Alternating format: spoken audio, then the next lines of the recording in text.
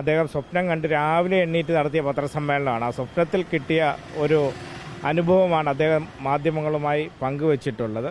പത്തനംതിട്ട ജില്ലയിലെ 5 സീറ്റിലും ഇടതുപക്ഷ ജനാധിപത്യ മുന്നണിയുടെ MLA മാർ തുടരും. കോന്നിയിലെ വനമേഖലകൾ കൂടി വനവാസത്തിന് പരിഗണിക്കണം എന്ന് ഞാൻ അഭ്യർത്ഥിക്കുകയാണ്. കോന്നിയിലെ ഇടതുമുന്നണി സ്ഥാനാർത്ഥി KU ജനീഷ് കുമാറാണ് നമ്മോടൊപ്പം ഉള്ളത്. ജയിക്കുമോ? ഉറപ്പായി ജയിക്കും. സംശയം എന്താ? ഇവിടെ ഇടതുപക്ഷ ജനാധിപത്യ മുന്നണി കോന്നിയിൽ വലിയ ഭൂരിപക്ഷത്തിൽ വിജയിക്കും. തുടക്കം മുതൽ തന്നെ, സ്ഥാനാർത്ഥി നിർണയം മുതൽ തന്നെ എല്ലാ ഘട്ടങ്ങളിലും ഇടതുപക്ഷ ജനാധിപത്യ മുന്നണി മുമ്പിലായിരുന്നു. അത് പോളിംഗ് ദിവസവും പ്രതിഫലിച്ചു.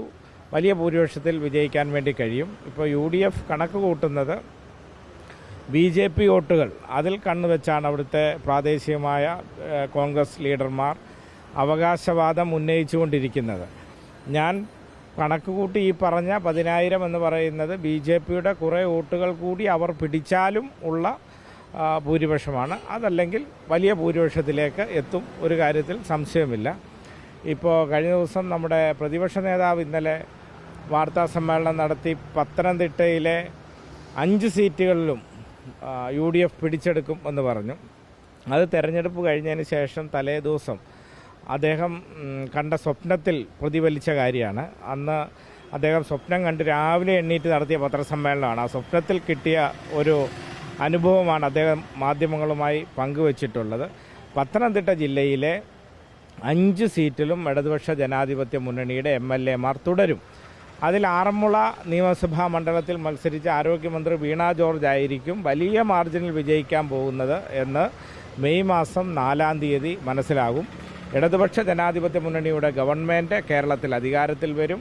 അധികാരത്തിൽ വരുമ്പോൾ പ്രതിപക്ഷ നേതാവ് വനവാസത്തിന് പോകുമെന്നാണ് അദ്ദേഹം പ്രഖ്യാപിച്ചിട്ടുള്ളത്. അദ്ദേഹത്തിന് അങ്ങനെ പോകാനാണ് തീരുമാനമെങ്കിൽ കോന്നിയിലെ വനമേഖലകളെല്ലാം അതിന് പറ്റിയ വനമേഖലകളാണ്. ഇപ്പോൾ പുരാണങ്ങളിൽ ഉൾപ്പെടെ പ്രതിപാദിച്ചിട്ടുള്ള ധാരാളം സ്ഥലങ്ങളുണ്ട് എന്ന്, രാമലക്ഷ്മണന്മാർ വനവാസത്തിന് തിരഞ്ഞെടുക്കപ്പെട്ട സ്ഥലങ്ങളുണ്ട് എന്ന് വിശ്വസിക്കപ്പെടുന്ന വനമേഖല കൂടിയാണ് കോന്നിയിൽ. അദ്ദേഹത്തിന് കോന്നിയിലെ വനമേഖലകൾ കൂടി വനവാസത്തിന് പരിഗണിക്കണം എന്ന് ഞാൻ അഭ്യർത്ഥിക്കുകയാണ്.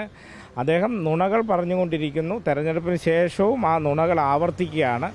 അതാണ് അവസാനം പറഞ്ഞിട്ടുള്ള നുണയാണ്. പത്തനംതിട്ടയിലെ 5 സീറ്റ് പിടിക്കും എന്നുള്ളത് അവസാനത്തെ പ്രതിപക്ഷ നേതാവിൻ്റെ നുണകളിൽ ഒന്ന് മാത്രമാണ്. കോന്നിയിൽ UDF സ്ഥാനാർത്ഥിയായി UDF convener Adoor Prakash MP വരാനുള്ള ഒരു സാധ്യത ഉണ്ടായിരുന്നു. ഒരുപക്ഷെ അടൂർ പ്രകാശ് MP ആണ് കോന്നിയിൽ UDF സ്ഥാനാർത്ഥിയായി മത്സരിച്ചതെങ്കിൽ കുറച്ചുകൂടി കടുപ്പമാകുമായിരുന്നോ മത്സരം? അല്ല, അതൊക്കെ തെരഞ്ഞെടുപ്പ് കഴിഞ്ഞ് അതിനെ സംബന്ധിച്ച് പറയാം. അതിനെ സംബന്ധിച്ച് പറയാനുണ്ട്. അത് തെരഞ്ഞെടുപ്പിന് ശേഷം, റിസൾട്ട് വന്നതിന് ശേഷം പറയാം. എന്തായാലും പറയാനുണ്ട് ആ വിഷയത്തിലൊക്കെ. ഉറപ്പായും പറയാം. അത് റിസൾട്ട് വന്നതിന് ശേഷം അതിനെ സംബന്ധിച്ച് പ്രതിപാദിക്കാം.